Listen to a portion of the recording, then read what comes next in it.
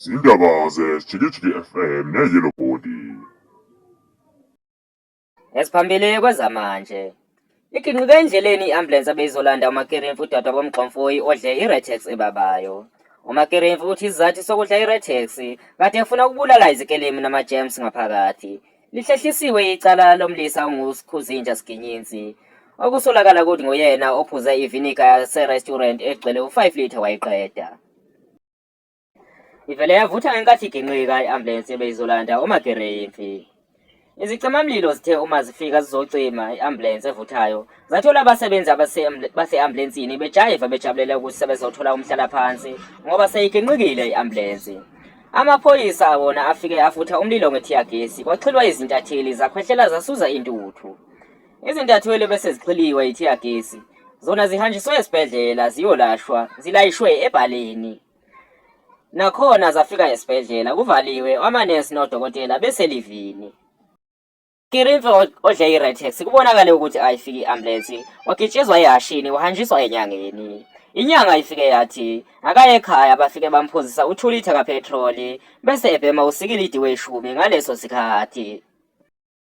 Izolo uSikhuzinja Siginyinsi kade esenkantolo yasemhlabeni eyothetha icala lakhe lokusolakala ukuthi nguyena ophuze i5 litha wevinika yase-restaurant wayiqeda. uSikhuzinja yena uyaphika ukuthi uyiphuzile ivinika. Umphathi wase-restaurant uthi usola uSikhuzinja ukuthi nguyena ophuza ivinika ngoba kuthe kungalahleka ivinika uSikhuzinja yena wabonakala sengumuntu ohlinile okomuntu onambitha into emuncu. uSikhuzinja yena uthi ukuhlina isifo aphila naso esamqala mhlazana exoshwa esitolo samanabukeni. Ofakazi bakaSikhuzinja bathi uSikhuzinja vele unobuso obuhlinile kusukela engakazalwa. Inkantolo ebese ilihlehlisa icala likaSikhuzinja ngoba bese lishisa ilanga namafeni esebhicikile. Leli cala liyoqhubeka lithethwe mhlazana likhithika. Mlaleli wami ogeza njalo ngoKhisimusi sisathi shishelele ezitolo. Hlala uthi bhu emsakazweni wakho unganyakazi sizobuya siqhubeke.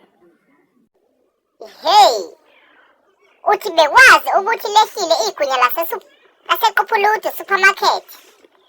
Itholele igunya lakho elithi wena ngo-R125.96 lilinye.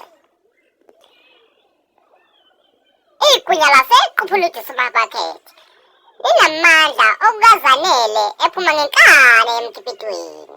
Leli gunya usutha inyanga yonke uma ulidlile. Phela likhandwe nge-yeast yasemfuleni, lakhandwa langakhukhumala, liyokhukhumala esiswini.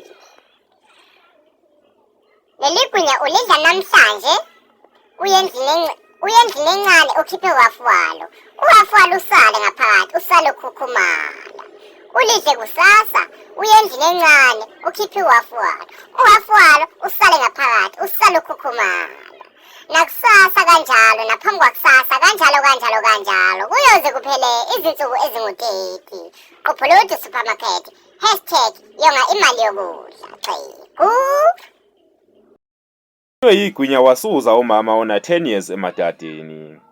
Lo mama kuthiwa bezama ukuphangela indodana yakhe ena 5 years efunda eKhuzimfene Secondary School lapho kufundelwa khona izifundo zobuthakathi. Indodana yona ithe uma uyibona ukuthi unina uyakhameka yahleka kwaze kwadabuka umlomo wakhawula kobhozo. Umlomo ibese iwuthunga ngeshephi eyicoshe endleleni ebenxanxathwa ukuhlanya. Ligwetshwe amaminithi amahlanu ibhunu elidubulela bulala umfana omncane njengengqondo kaZanele. Lo mfana udutshulelwe ukuthi ubonakale eqhuba izinkomo eziphinki epulazini lebhunu. Ibhunu uma libuza ukuthi lo mfana uziqhubelana izinkomo uphendule wathi ziqeda utshani. Inkantolo mayibuza ibhunu ukuthi limdubuleleni umfana, ibhunu liphendule lathi belimdlalisa. Ungene ejele ubaba ozacile oqamba amanga wathi ilanga lishonile ngo7 ntambama. Phela amaphoyisa athe engezwa ukuthi lokho angakholwa ukuthi lishonile ilanga. Amaphoyisa abese hamba ayobheka emoshali la kuhlala khona abantu abashonile kodwa awalitholanga ilanga. Lo baba ubese boshwa ngecala lokuba nesibindi sokuqamba amanga angangezindevu zikadadewenu. Ushenendlu ugogo ogugile okwesaka lempuphu. Logogo kubikwa ukuthi ubezama ukubhoyila iqanda ngophetroli, nalapho kufika omakhelwane bezama ukucima umlilo ngokubhunyela ngopharafini kodwa akawucimanga.